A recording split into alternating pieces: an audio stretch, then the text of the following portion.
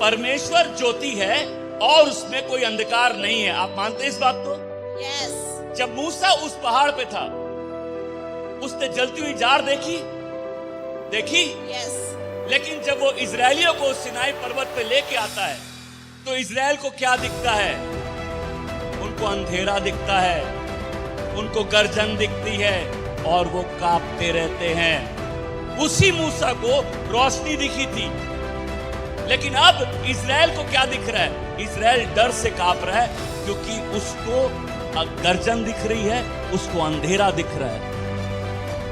आपने मसीह यीशु को जीवन दिया, आप ज्योति में प्रवेश कर गए। आपने पढ़ा कि परमेश्वर ज्योति है और उस पर कोई अंधकार नहीं है, पढ़ा।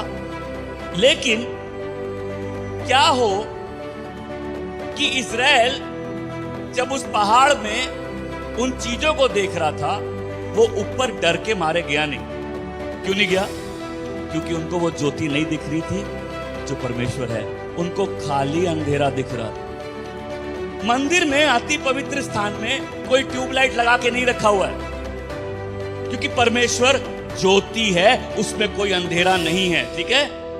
लेकिन वही परमेश्वर अंधेरे में रहना पसंद करता है। वैसा बोले परमेश्वर ज्योति है और उसमें कोई अंधकार नहीं। आइए हम दूसरा शमूएल 22 का 9 से 12 पढ़ेंगे। उसके नथनों से धुआं निकला और उसके मुंह से आग निकलकर भस्म करने लगी, जिससे कोयले दहक उठे। वह स्वर्ग झुकाकर नीचे उतर आया और उसके पांव तले घोर अंधकार छाया था, और वो करूब पर सवार होकर उड़ा और पवन के पंखों पर चढ़कर दिखाई दिया। ये परमेश्वर जिसमें कोई अंधकार नहीं है, वचन कहता है अंधेरा इसकी छावनी है। आपके जीवन में जब तकलीफ आती है, आपको रोशनी दिख रही है कि अंधेरा दिख रहा है?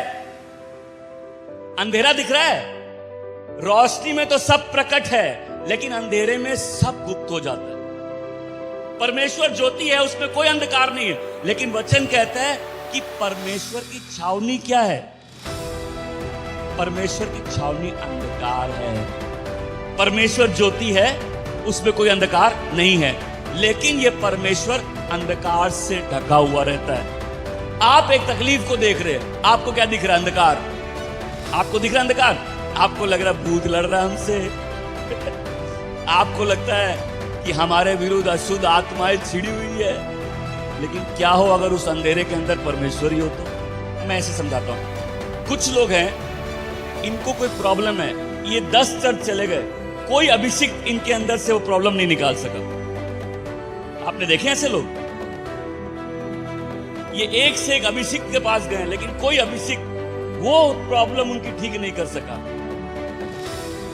क्योंकि हमको अधिकार दिया है हम अंधकार से लड़े, लेकिन जिस अंधकार के पीछे ज्योति, हम उससे कैसे लड़ सकते? देखो, इजराइल थर थर कांप रहा था उस पहाड़ पे चढ़ने पे। क्यों? उनको अंधेरा दिख रहा है। अंधेरे के पीछे कौन है? आपको बहुत सी प्रॉब्लम में अंधेरा दिख रहा है, थोड़ा आगे बढ़ो, लाइट भी दिखेगी। तुम उस अंधेरे से डर रहे हो कि ये कुछ अशुद्ध है, लेकिन अंधेरा परमेश्वर की छावनी है। वो अंधेरा ही है जहां परमेश्वर बोलते उजाला हो जाए। तुमको अंधेरे से डर लगता है, परमेश्वर को नहीं लगता। ऐसे भी भूतवा लोगों को रात में अंधेरे रूम में डर लगता है। जिनको भी अशुद्ध आत्मा का प्रॉब्लम है, उनको डर लगता है ना, रात को कोई देख रहा है। परमेश्वर को अंधेरे से डर नहीं लगता है। थोड़ा ऊपर उस पहाड़ में जाओगे ना तो रोशनी है। 20 लाख लोग थे, किसी की हिम्मत नहीं उस पहाड़ पर चढ़ने की। एक अकेला मूसा उस पहाड़ पर चढ़ता है और परमेश्वर की उपस्थिति में जाता है। देखो, परम प्रधान की छाया का मतलब जानते हो?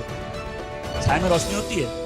अगर तुम परमेश्वर की उपस्थिति से ढककर जीते हो, भूत तुमको खोज भी नहीं पाएंगे, क्योंकि ये तंबू का गुप्त स्थान है। जब लाइफ में तुम्हारे ब्रेक थ्रू आने वाला होता है, कुछ लोग तुमको आके पिन करने लगते हैं, होता है ऐसे, और तुम अपना आपा खो देते हो, है ना।